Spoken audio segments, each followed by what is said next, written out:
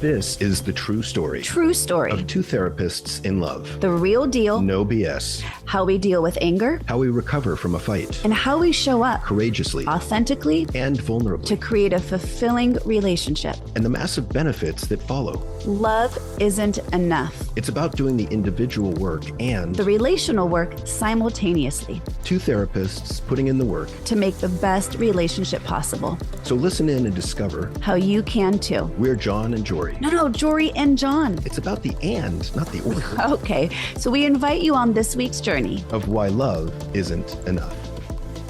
Hello, everybody. This is Dr. John back with a joint episode of The Evolved Caveman and Love Isn't Enough. And I don't know, Journey Forward. Are we? We're not journey forward right now. No, okay. We're trying okay. God, we have a lot of podcasts. To journey forward in their life. And I'm Joree Rose. My partner in life and love. I'm so happy.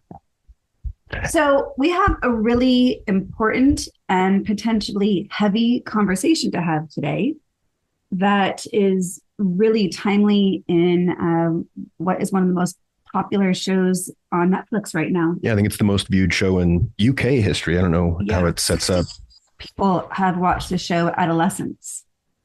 And it's a 4-part series that is each show. I mean, the show's really well done. It's well written. It's well acted. The cinematography was mind blowing with, one continuous shot. Every 1 hour show is one continuous shot, which is just crazy to me. But that's not why we're here. But what is amazing to witness in that one continuous shot is 1 hour in real time of life unfolding for this family around a tragedy that they're trying to solve. And what is shown is immense emotion and an insight into the culture of what it's like for young men these days. Yeah, in the manosphere. And it's interesting. The show starts out, I won't give any spoilers, but it starts out real strong and fast and heavy where, they've got police officers in riot gear, SWAT gear, breaking into a house and going in to arrest someone. And you're like, oh man, this has got to be a heavy hitter. Someone's done, some real damage. And then they go and arrest a 13-year-old boy. And later you find out it's for a brutal murder of a 13-year-old girl, but a young girl. And then it kind of unfolds as the show progresses in terms of why he did what he did and what were the influences on him. And it's stuff that I've dealt with in my professional life for over 30 years in dealing with men. And I know that on your podcast, The Evolved Caveman, this has been a big focus of what you talk about. And it is a large focus in teaching your male clients about the man box culture. And we've talked a little bit about that on our Love Isn't Enough podcast. We talk a good amount about this in our year-long masterclass series, our Love Isn't Enough relationship masterclass series, as insight and understanding into how men are socialized and how that affects them in relationship, and not just in relationship, but why they are the way they are in their careers and challenges in friendships and in intimacy and politics and the environment and every aspect of their lives. And we're seeing so much now of this, not just played out in our small sphere of our client base and what we work with, but on obviously incredibly large platforms like this show Adolescence and in politics. I mean, this is kind of the scary accumulation of what this looks like magnified in real time, in real life.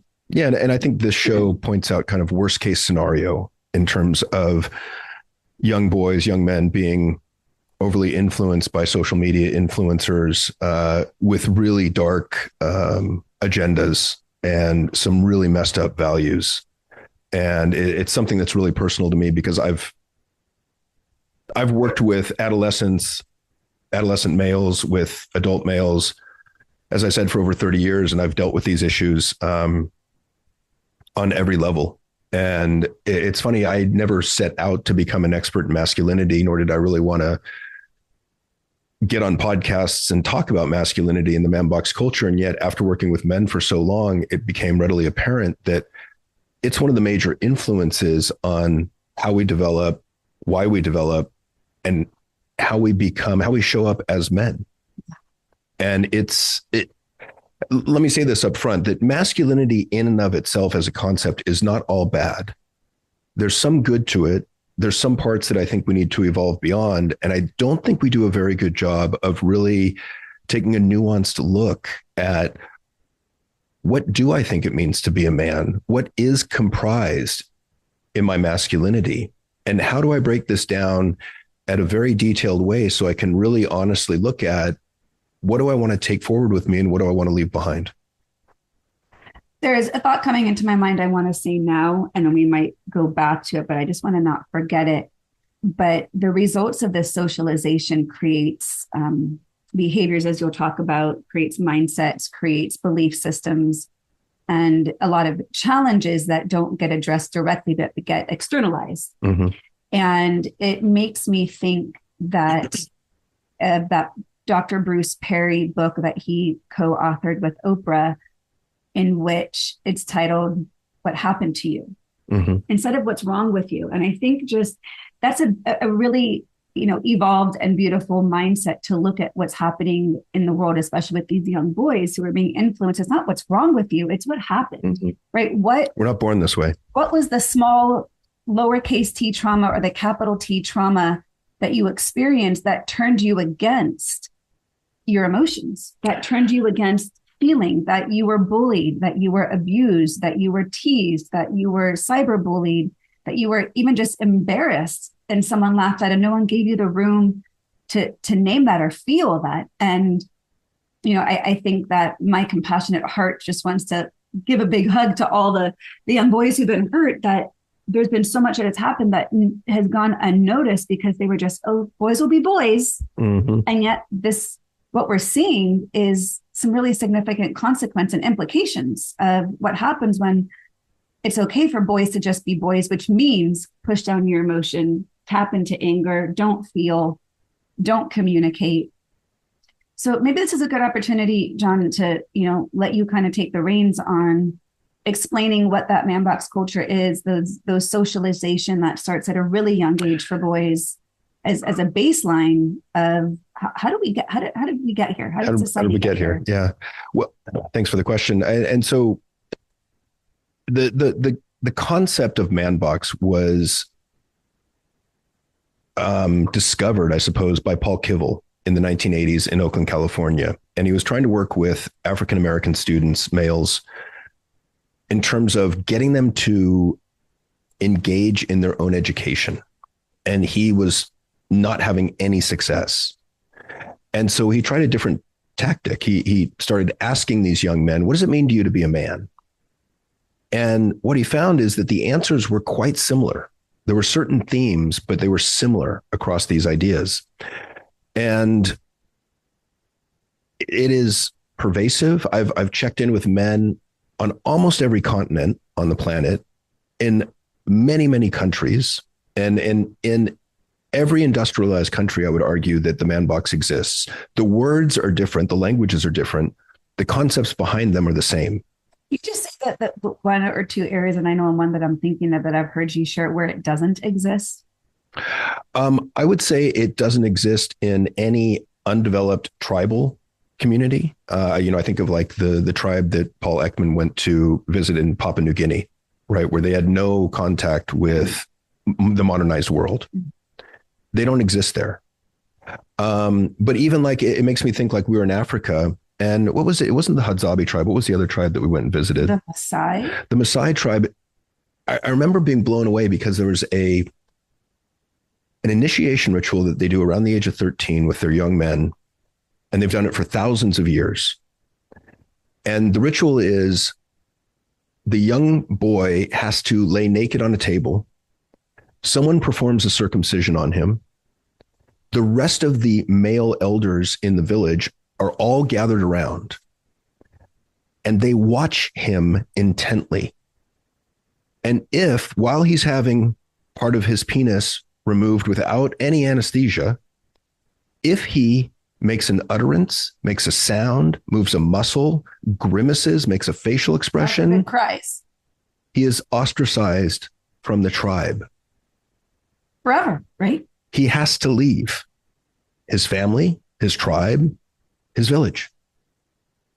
And it struck me at that time. I was like, holy shit, like that potentially could be the start of the man box. But that's kind of what it's all about. It's suck it up. Don't show emotions. Don't be a wimp. Don't be a pussy. And there's rules that we learn. And this starts really early, like 4 to 5 years old, at least in the United States. They've done research. As soon as we get in small groups of boys, we start to teach each other what it means to be a man. And so it's things like be stoic, don't feel. It's things like be self-reliant, don't ask for help. It's things like, what are the other ones? Emotion. Well, yeah, be stoic. It's be heterosexual, compete, be tough, don't take shit from anybody, dominate others, and be the provider, provide for the family. And there's some good and there's some bad in there, right? Like even if we take like, let's say self-reliance, think of self-reliance on a 1 to 10 scale, where 1 is you're completely dependent upon other people for everything. And 10 is you don't ask for help for anything from anybody. You feel you can do it all on your own. Now, if you consider where do you stand on that scale, I sure as hell don't want to be a 1, but nor do I want to be a 10. And so that's what I say about thinking about these ideas in a more nuanced way. Where do you want to be on that scale? And where are you now? And how can you move up or down the scale? Because I've seen men die literally rather than ask for help. That to me doesn't seem very mentally healthy. That seems a little bit of overkill. That's an extreme reaction to an inability to be human. And I mean, let's take the be the provider, provide for the family financially. Great value, right? I'm in total support of that. What I've seen for over 3 decades is men that are on a 10 on that scale, and they provide wonderfully financially for their family, for their wife, for their kids. But what happens when you're on a 10 on that scale? You over-identify with work. You find your comfort. You get rewarded. Your ego gets stroked. You know what's expected of you at work. You're comfortable there. And so over time, you spend more and more and more of your time, attention, and energy at work. And the very people that you set out to provide for, you've left at home and ignored, and they grow increasingly resentful, angry, disconnected, and uncaring. And then the defense is, but look at all that I've given you. Uh-huh. And so it can feel justified. So again, where do you want to be on that 1 to 10 scale? Where's a healthy, moderate place for you? So often when you talk about this, and it starts in young age and kind of bringing back those parallels to the show Adolescence, talk about what makes the boys at young ages jump back in the man box, when they get cut off from 2/3 of their emotional spectrum. I think this is a really important understanding to how they get to be those husbands or fathers who become more extreme. So give some context around that foundation. The biggest rule that I have a problem with is be stoic or don't feel.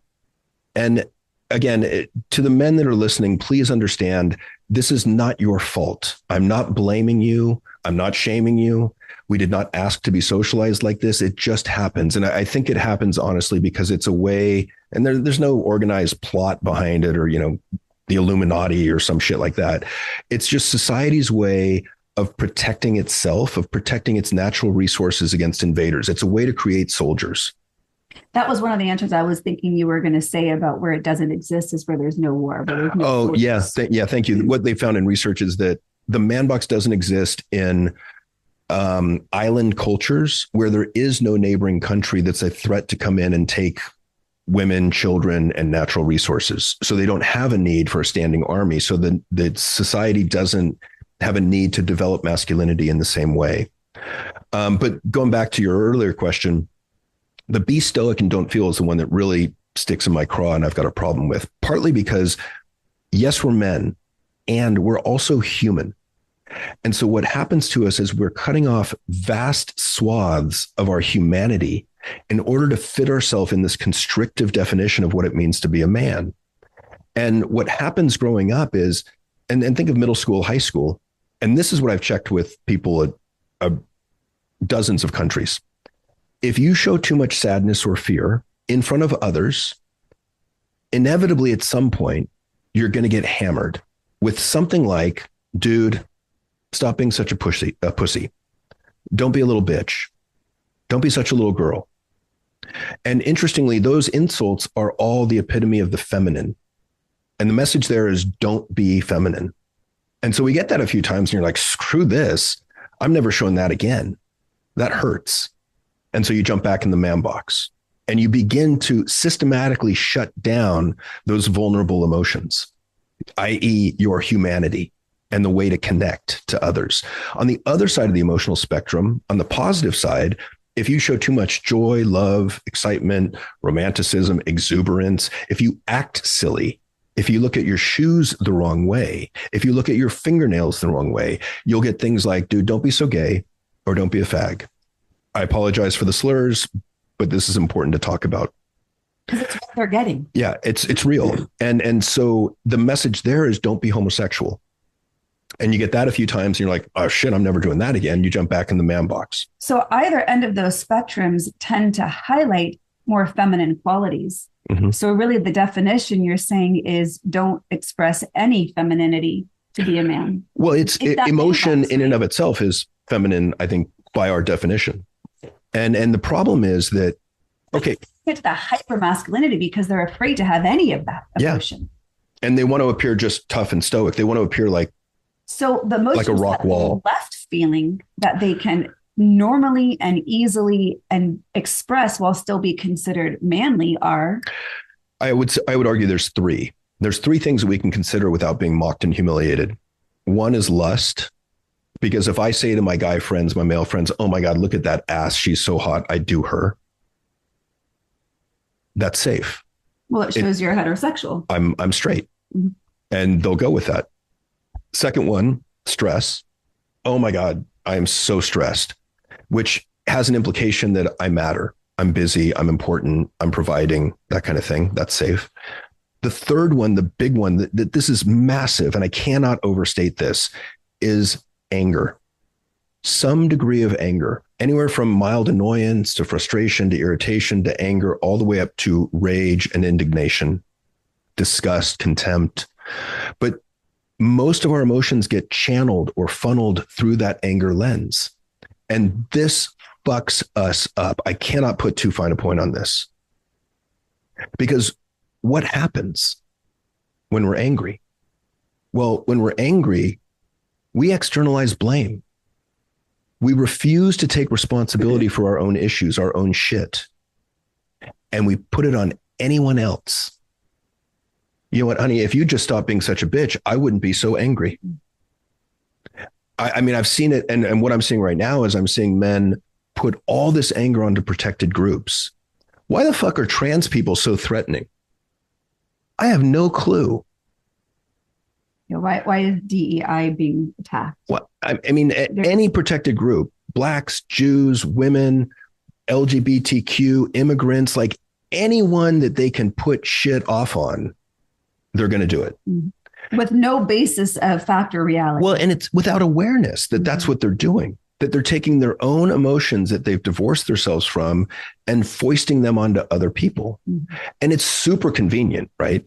Because if I'm stuck in anger with you and I'm externalizing all blame onto you and it's all your fault in my mind, then guess what? I don't have to look at myself. I don't have to look at what am I doing that's really messing this situation up? What could I do better? What do I need to learn to improve? Where do I need to grow? Where are the edges of my growth? Well, and if I may jump in there for a second, as we know, not always, but often anger is a secondary emotion. And it's helpful when you're looking at your anger to get curious of what's underneath it. And often what is underneath it are the emotions they can't feel or express or know what to do. No, they practice divorcing themselves from. Sadness, shame, fear, guilt, embarrassment, anxiety, right? Depression. Depression typically in men comes out as irritability and anger, impatience.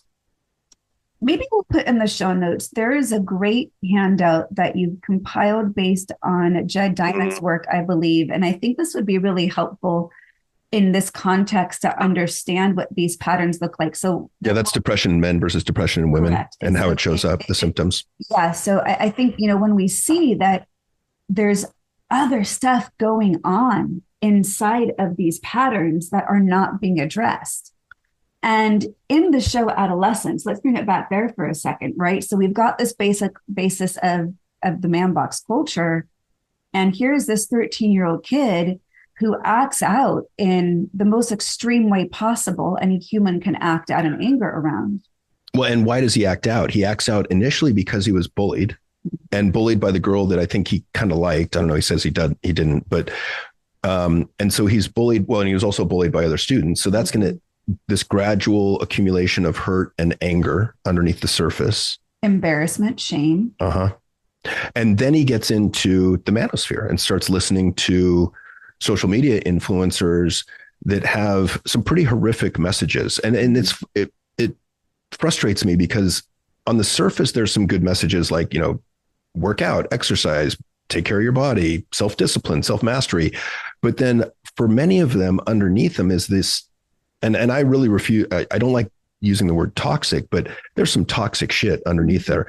Dominate women. Women are objects. Manipulate women. Well, and you saw that part in the relation of women, not just in the crime he was being accused of committing, but in episode 3 of Adolescence, it is one long conversation between a therapist who is assessing him to give her observation to the courts, I believe, on her opinion.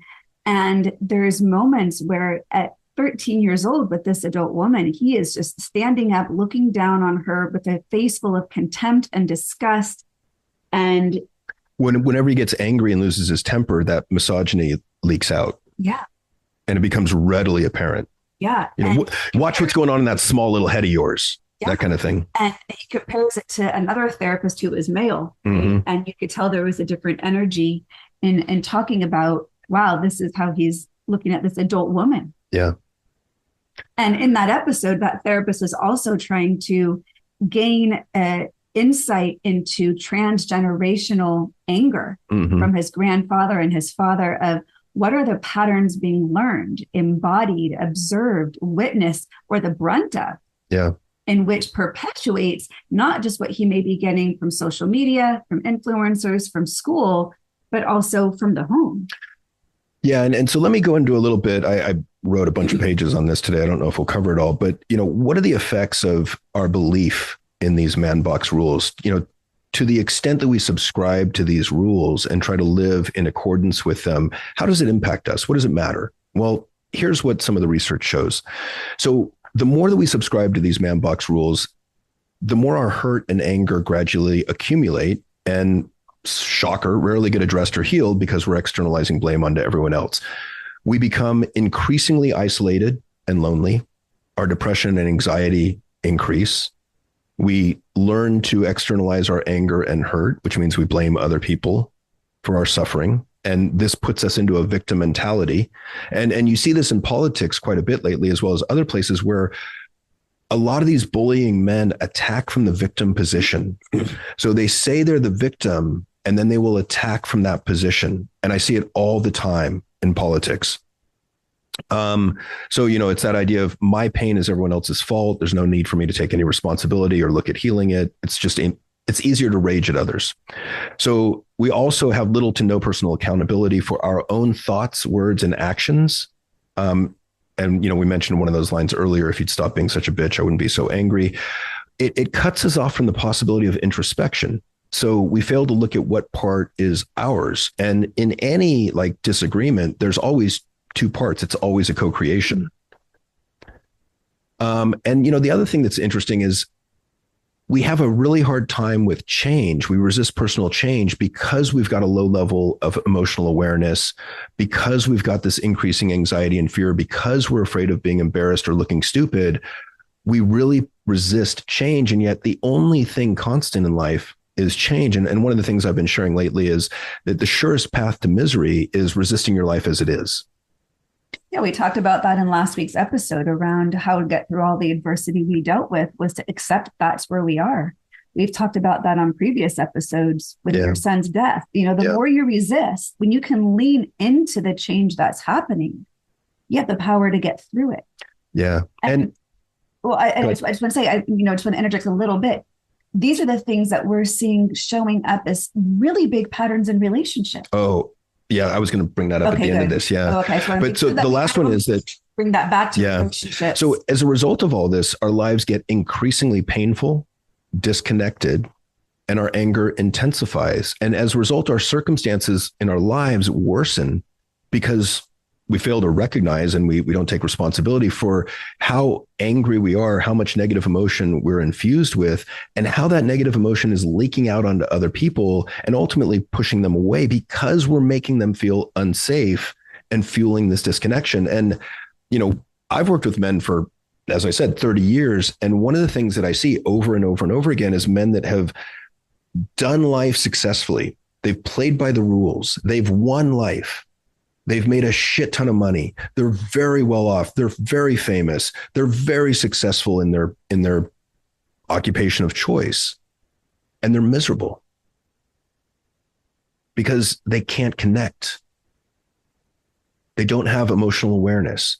They don't have good communication skills. They can't manage their anger well. Can I ask you a question? Yeah. To what degree do they recognize they're miserable? I think many of them do because, at the point I see them, there's things like drug and alcohol issues, there's depression, there's suicidality, there's a wife threatening to leave. What percentage of the guys who come to you is because their wife said, if you don't go talk to somebody, I am going to leave? Honestly, it's a pretty high percentage. 99. So this is an interesting point. I want to get back to the implication of this. It's not just the problem, but how is it manifesting, right? So it's a 13-year-old, being bullied in school and being accused of killing a girl, all the way to men driving themselves into the ground near death. Yeah, dying early. Stress, anxiety. Addiction. And they're broken marriages. The wives are like, I can't connect with my husband. I don't know why. Or I thought he had a wake-up call and then boom, right back into the grind. And I have to say, women do it to some extent also. I know women who stay busy to not allow themselves to feel how unhappy they are. So women do this to an extent. But that idea of, do they even know that they're miserable? Well, and the other thing that enters into this, which we've talked about before, is that statistic from Tasha Eurich that shows that 95% of us report being highly self-aware. And in fact, it's only about 12 to 15% of us, which is a huge problem. And, I like the other part I was going to address is this dynamic of, men going into the workplace is hierarchical. So the boss kind of shits on them or criticizes them or whatever, belittles them. They can't bark back up the hierarchy because it potentially could affect their job. So they bury it and they bring it home. And then without awareness, usually we take it out on the most vulnerable people that we say we love the most in our lives, assuming heterosexuality, our wives and our children. And then our kids get this emotional dumping on, if not trauma, and it just perpetuates an ongoing generational cycle of emotional unawareness, trauma, shitty communication, and people feeling lousy about themselves and externalizing blame onto others. Disconnection. It's an epidemic. It's tragic. Let me ask you this. So do you really think it's 99% of guys come to you because some wife said, honestly, is it that high? 95, above 95. So I don't have exact stats on it. I mean, this is just anecdotal, but it's the point being, it's either a mother or a partner, a mother of a late adolescent boy, or a partner saying, I need you to go look at this. Of those guys who are there because they were told they had to be, otherwise they were going to be left or kicked out of the home or some consequence of not taking accountability. How long would you say, well, let me ask you first question. To what extent of the guys who come to you when you explain the man box are like, oh my God, that's it. That's what I've been feeling. Because I know a couple of times that we've worked with couples and you've explained it. And when we don't see men connect to this is how I've been socialized, we're always kind of curious. Yeah. Because most men do. So when they connect, does that give them an opening to be able to have the safety with you? And I think you are the perfect male, psychologist and therapist for guys to go to, because you look very masculine and you embody masculinity while also embodying all the tools that they've been socialized against. So thank you. You're a good role model to see I can be masculine and feel, communicate, express, say I love you, cry, and ultimately be happy. Well, that's the result when you feel connected. all these emotions, because you're not cut off from them.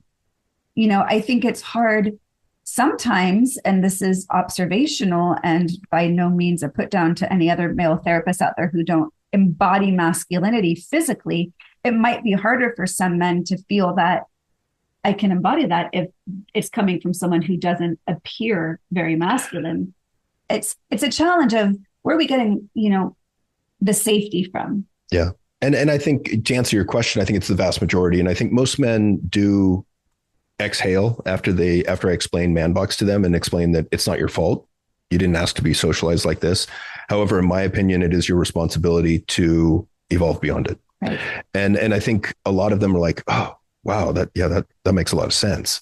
No, I've never had anyone say, yeah, that's really that wasn't my experience. We had one couple that did not at all connect with that. And I don't true. Well, I think he was so disconnected from himself. Right. But that was going to be my point. I don't think it's that he didn't feel affected by the man box to any degree. It was so threatening to him. Yeah. He couldn't deal. That was the point I was trying to make. And, one of the things, like one of my favorite researchers is George Vaillant, who headed up the adult development study at Harvard, which is the longest running psychological study on the planet. It's over 80 years now.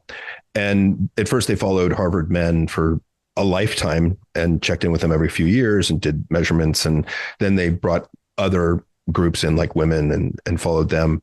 But after crunching all the data from 80 years and looking at what makes for an exceptional life, which is kind of the question we're all trying to answer in my mind, is how do I really squeeze the most out of this one shot that I have on this planet? His answer to what makes an exceptional life is love, full stop. It's about connection. And the thing that pisses me off about the man box the most is we are socialized in the exact opposite direction of connection. We are mocked and humiliated when we even put a toe in the water of relationality, of emotional connection, of communication, of wanting to learn to be better at connecting with others.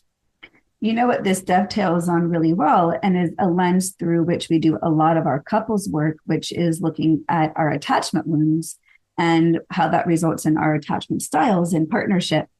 And a lot of what the man box traits and how men are socialized, it's no surprise that 75% of avoidant attachment is leaned towards men. Mm-hmm. Because, if you are unable to stay present in communication when things get heated because you get flooded by your emotions and you want to withdraw, isolate, externalize the blame, not be able to self-reflect, those are typical avoidant behaviors.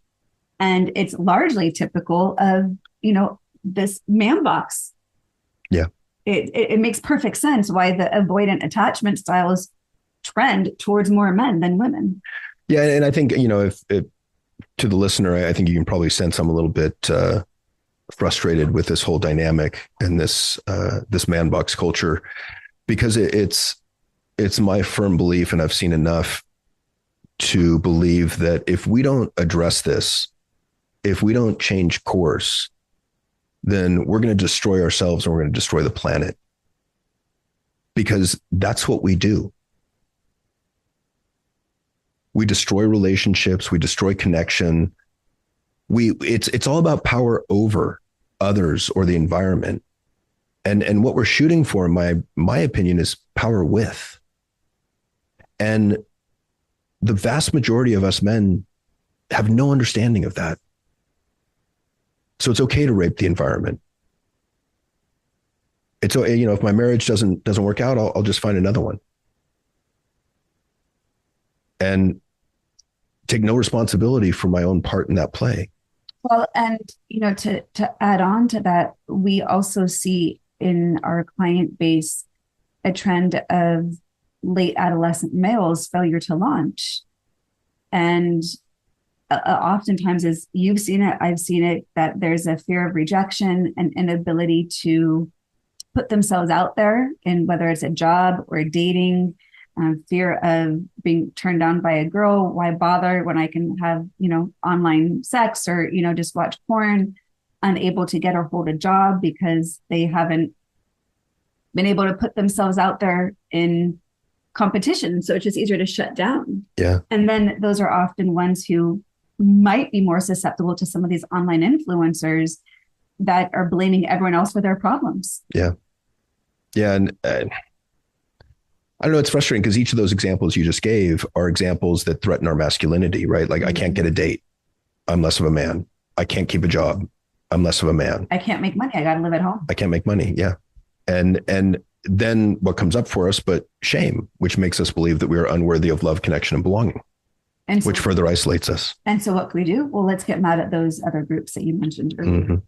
And that's how it's getting perpetuated. Yeah. And that's what we're seeing playing out. And, you know, I'm so passionate about the work that you and I get to do together to bring couples together in greater awareness. But I'm really proud of the work that you're doing with men, and you lead a men's group. And, you know, to be able to role model in real time what vulnerability, what communication, what self-insight, and, you know, self-reflection and accountability. I might have said that already, but you know, you get to embody that, but role model it and to show them it's okay to do. And the challenge is they might be able to do that with you in your men's group or on a couple session with the two of us, but that's still really fucking scary to do out in the world because they're not in a container that says we agree upon these rules where this is okay. Mm-hmm. Right. So they might be able to stay in that men's group or in that couple session or in that relationship, but they might not be able to translate that to their fathers, their brothers, their other male friends. It's hard not to feel hopeless. And yet, yeah, we can't stay hopeless. We've got to continue to be warriors in doing this work. Yeah, you can't give message. Up. No, what's the option? You got to keep teaching. We got to keep teaching. We got to keep resisting the cultural milieu. I just don't see any other way. Even if, and we were talking about how much to share in this podcast, because even talking about this at this point in our political climate has the potential to put a target on our backs. And why is that?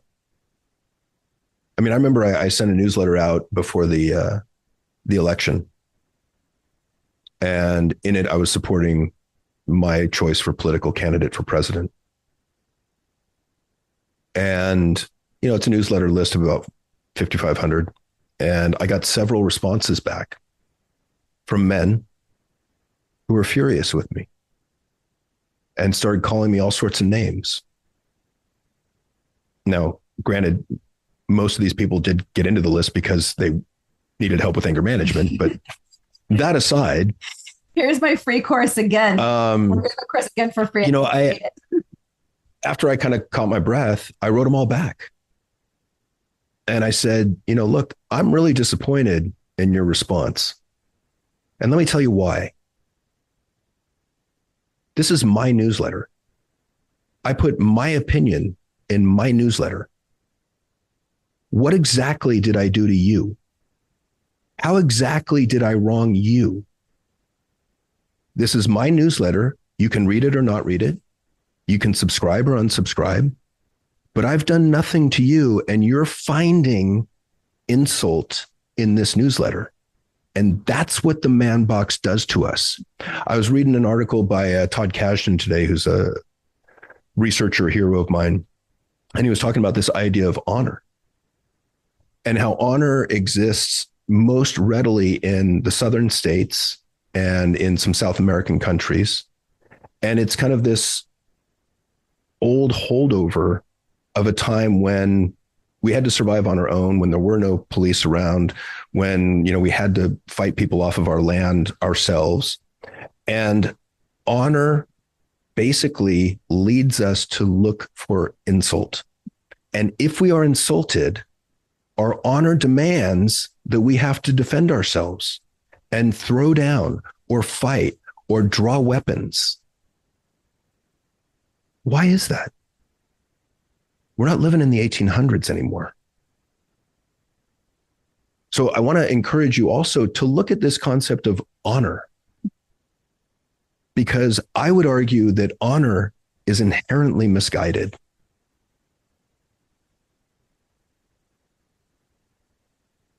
How are you feeling right now? You feel? Oh, I'm charged up. Yeah, I know. So, in an effort to teach in real time, when you're feeling charged up, what do you do about that? What can you role model to, or give some takeaway tools that to the listener right now to say, okay, I'm fired up to now listening, but what do I do with this? So I think the first step is self-awareness always. And, oh my gosh, my heart rate's gone up. I'm sweating a little bit. I was just going to ask, let's be more specific. What does someone need to be self-aware of? Their physiology, the bodily cues that are taking place in the moment. What's going on in my body? What are my jaw muscles doing? How much am I sweating? What are my hands doing?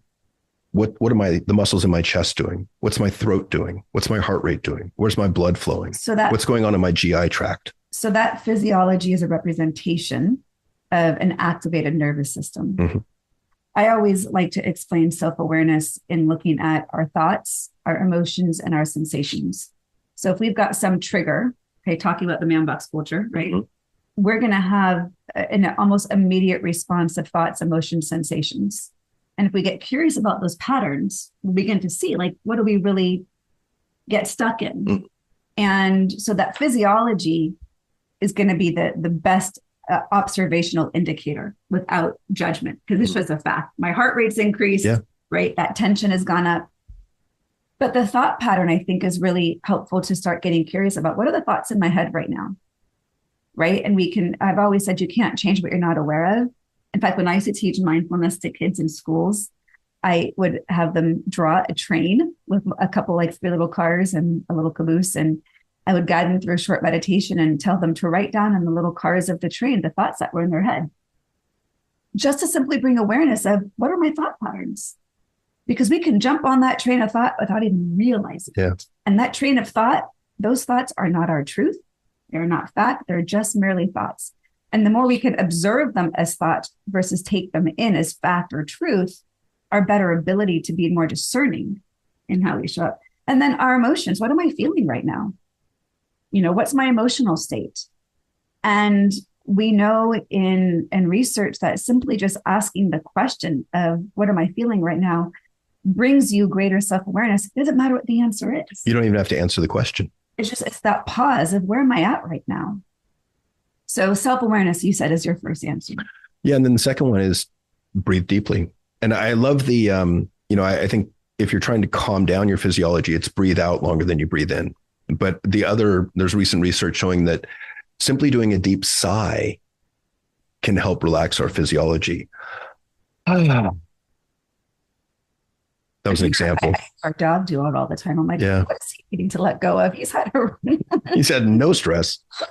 But I think, there's other ways too, dip your head or your face in some ice water, go outside in nature, go for a walk. There's different ways to calm that physiology down. But I think my favorites. Sure. I love in the self-compassion research that the brain doesn't know the difference between somebody giving you a hug or you giving yourself a hug. Yeah. And I love that because we are a touch deprived society, and we are wired for physical touch. Touch is part of our survival. And to be able to, whether it's hand over your heart, you can even do like a fist bump to the heart as kind of a warrior, kind of more of a stance, but to literally wrap yourself around your arms around yourself and give yourself a hug releases the same chemicals in the brain as someone else giving you a hug. So Yeah. you can be the source of your own healing. Get that little oxytocin dump. Well, which you can also get by petting the dog. John, share what you have told some suicidal male clients sometimes that you do. Let's put some levity to this conversation. Okay. All. Oh shit. Yeah, it's been pretty serious. So some some laughter and levity. So many years ago, I had a client who had harm OCD, which translated means that he had obsessive thoughts about harming himself all day long. And, it was a bit problematic because he, would try and throw himself in front of buses, and like it was a bit of a problem. Not laughing, I'm just laughing at the stories. Yeah. And I loved this. He was, a high school student, and I loved him, and we had worked together for some time. And I always tell my clients, look, if you're suicidal, if you're a danger to yourself or others, hit me up like anytime. I will do my best to get back to you ASAP. Well, I was at an Oakland A's game, and, I think I was 2 beers in, and I was with some male friends, and he starts texting me and saying, I'm suicidal. I'm thinking of killing myself. And I'm like, uh-oh. And so I kind of moved a few seats over because it's the Oakland A's. There wasn't that crowded. And so I just was like, yeah, I gotta deal with this to my friends. And so I'm sitting there texting him for like a half an hour, and I'm giving him everything I can, every suggestion I can to get him out of this dark self-harm mood. And it was just, nope, tried that. Nope, won't work. And I'm just like, oh man. So, sometimes I think some of my best work comes when I start to get a little frustrated. And I was starting to get a little frustrated. And so I texted him and I said, masturbate. And he was like, WTF? And I was like, yeah, masturbate. And that kind of ended the conversation. And he was like, I can't believe you just said that. And so he comes in the next Monday, and he was like, dude, what the fuck? Like masturbate, what do you do? And I was like, well, you're here, aren't you? Now, that wasn't all tongue in cheek. Actually, there is a great physiological release. There's a positive emotional boost. There's an attitude change that comes with orgasm. And, there's an oxytocin dump. So there was some reasoning behind what I was suggesting, but it just took him quite by surprise, I think. Self-hug, self-touch. Yeah. A mug that I bought in Israel that has a Hebrew saying, and I forget. Masturbate? Well, I forget what, I can read Hebrew, but I don't know what it means. And so I've had to a couple of times look on Google Translate and take a photo of, the mug so I can know what the saying is as I'm having my morning cup of coffee. And Google Translate got confused because at one time it said a moment to myself. I'm like, okay, that makes sense with my cup of coffee. And another time I did it, it said I touched myself. That's a best-selling mug right there.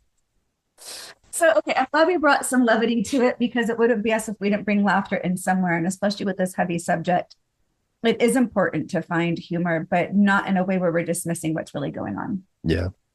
So I think, in wrapping this up, our intention for doing this, the timing was with the show Adolescence, and the importance of understanding what's happening in our culture around the world with young boys, with social media influences, cutting off from their emotions, no role models to be able to help guide them to access. And even if they do, there's a lot of fear and inability to go there. And it's one of the most important things I think we can do right now. Yeah, I don't know that there's a whole lot more important. One of the things I was thinking of is kind of going over briefly, kind of what can we do about it? Okay. I think one thing, if you are a parent of an adolescent boy, one of the things is you got to know what they're looking at online. You got to know where their influences are coming from. You got to know who their friends are. I think that's an obvious, but not always easy beginning point. Yeah, and I think you got to know who the social media influencers are that you want to steer your boys away from, or at least, know what they're talking about so that if the names come up, you got an idea where your son might be headed. Because some people maybe they agree with Andrew Tate or Logan Paul or some of these other guys. I don't know. Also, John recently found, I don't know where you found it, but it kind of looks like Oh yeah, the emojis the related emojis. It to looks like that kids use to communicate kind of surreptitiously. it looks like the chart The that periodic chart. it looks like the periodic chart, and with different categories of self-harm and sex and drugs, and there was like 6 different categories of the emojis that kids are using to get messages across. And they brought this up in the show Yeah. Adolescence, of what we adults might look at emojis being innocuous and neutral in its meaning actually have sometimes some pretty grave, serious meanings behind it. Yeah. So maybe we can include that in the show notes. Yeah. That would be good, I think. So some of the other things, I was doing some research and just kind of thinking about this, and I think healing man box culture it's a huge task, and it requires shifting both individual mindsets and societal expectations. And to me, this is generational work. Like, I don't know that it's going to get taken care of in my lifetime, but I'm sure it's all going to speak out against it and try and educate people to do so. So, one of the things I think we need to do is redefine masculinity, as I kind of mentioned at the beginning, and, challenge the idea that strength means dominance or emotional suppression. I really like flipping it from power over to power with as an example. I think we need to promote emotional intelligence and awareness as a key masculine trait. Like, that takes courage, and courage is inherently masculine. I would love to encourage men to embrace vulnerability, empathy, and self-reflection, which unfortunately flies in the face of what Elon Musk is talking about, saying that one of the problems with the world right now is that there's too much empathy. I don't even like My head around that. I remember before the election, seeing T-shirts and bumper stickers that said "fuck emotions." or no, if it wasn't, it was fuck your feelings. Fuck your feelings. Jesus. Fuck your feelings. That's the message that is being portrayed out there. Fuck your feelings. We got to fight against that belief system. Yeah. And I think part of that is, I think there's a lot of people out there that like to incite anger and hurt in other people. And to me, those are unwell people at some level. That's just not healthy or kind behavior. And it's a problem to me when kindness is looked down upon as weakness. It's just said to be able to feel more comfortable in the vulnerability and the courage. One of the ways to do that is when you see a man doing that, validate it. Thank you so much.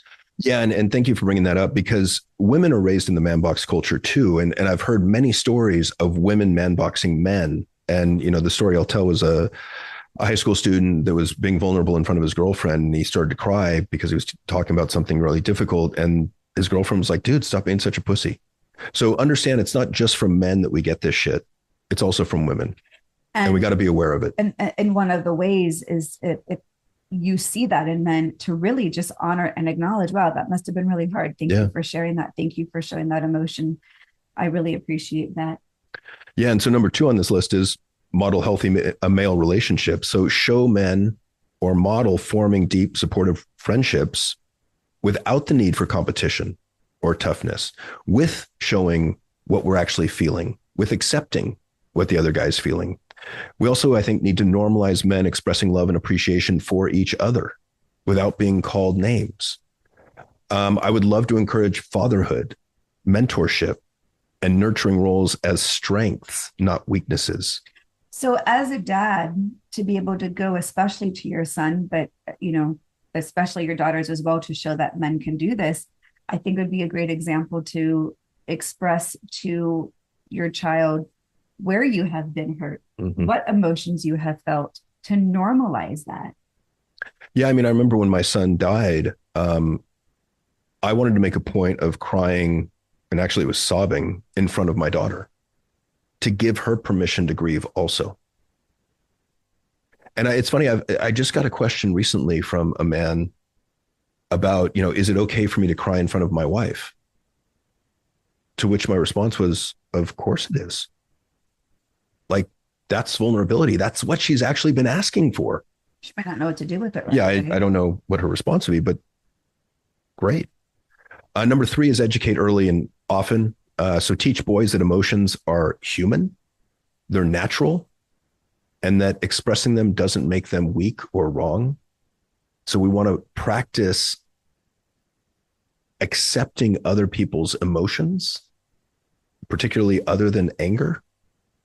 We want to introduce diverse role models who embody masculinity in non-traditional ways. We want to address this constrictive masculinity in schools, workplaces, and sports. Number four, we want to hold cultural influencers accountable. We got to call out the harmful rhetoric from figures like Andrew Tate while offering alternative, healthier male role models. We got to let our sons know what's going on. This isn't a game. This is serious, and it's having massive negative consequences. We need to support content creators, authors, and leaders who challenge destructive gender norms. Number five, we want to work on creating safe spaces for men to grow. Support men's groups focused on mental health, emotional expression, positive masculinity, forming friendships among men. That's a big deal. I mean, Jed Diamond, who's been doing this work for 50 years, his number one suggestion in his book, 12 Steps to Be a Good Man, is join a men's group. We want to provide mentorship programs where older men model emotional intelligence and vulnerability and communication. We want to encourage therapy as a tool for personal growth, not just crisis management. 6, we want to shift relational expectations. Teach men that emotional availability, respect, and partnership are strengths. Move away from gender roles that pressure men to be sole providers or emotionally distant. Celebrate men who show up as equal partners and caregivers. And then finally, number 7, encourage societal and workplace changes. Advocate for paternity leave and family-friendly work policies. Address workplace cultures that reward aggression and dominance over collaboration and empathy. And challenge industries that glorify hypermasculinity, from sports to business to entertainment. Because to me, healing the man box culture is about expanding masculinity rather than rejecting it. When men are free to be their full selves, emotional, kind, resilient, and strong, we all benefit. I love that list so much. And as you know, I know you did research into creating this episode and expanding what you always talk about, but putting it into this context. I'd love to create a handout of that list, and we'll have that in the show notes, because I think those reminders need to be reminded frequently and often, and shared and revisited, and just one-time listening is not enough. And so we will have, so I've said 3 things that are going to be links in the show notes. One, we'll have that list of depression for male and men and women. So I think it's important to understand what is underneath some of the behaviors that we see. Well, what does male depression look like? Right. How does it appear? And I think, you know, it's not typically what you would think of as depression. Hint, it's mostly anger and irritability and impatience. Yeah, what we think of depression is usually what women present more of: sad, crying, unmotivated, more, you know, kind of quiet, quietly uninvolved. And the second one is we're going to have that list of the emojis that kids are using and the different meanings. And then third, we'll have this handout in there of what can you do about this? Because this has got to go beyond this hour-long conversation. And so to have those resources and to share it, and to share this episode, and to let the men in your life know you see them, you love them. It's not their fault. They are safe to express and feel with you. And, you know, look for someone who can support them in that work. If John has availability in his practice, reach out to John. If you're a couple and you need to support in your relationship because these dynamics are breaking down your family, check in to see if we have availability. We'd love to work with you. There's nothing more fulfilling for us than to work with couples when we break through these patterns. Yeah, and we've absolutely. done it, and we've seen it, and the results are the most rewarding thing than I could ever experience when we see a shift in how couples relate to each other, because they're going against how they've been socialized, how they were raised, and what's expected of them. And they get to that place of safety and trust and vulnerability. and then they get to role model that. Like, there's no better gift we could give. It's generational healing. It is. So, and I just want to say, pardon me for interrupting, to the listener, thank you for your time and attention. I know this isn't a necessarily easy topic. I know I was getting a little bit charged up at times, and thank you for your willingness to go with us into these parts of our culture. So again, to follow up on what you said, thank you for John also putting this, this content is the wheelhouse of your work, but in the structure that you made it really clear today. I appreciate that. And if this episode resonated, like I said, please a rating, a review, or a share to someone who might also feel its impact is important to get this message out there. And I think that wraps up for today. I think so. All right, everyone. Thank you so much. And we will see you next week. Bye, y'all. Thank you so much for your time and attention, which is the currency of all relationships. If you enjoyed this episode, please support us by leaving a review, sharing, or liking the podcast. And visit loveisn'tenough.net for more info on the many ways you can work with us. Or follow us on Instagram at loveisn'tenough33. And as always, keep learning and growing on your journey to master your relationships.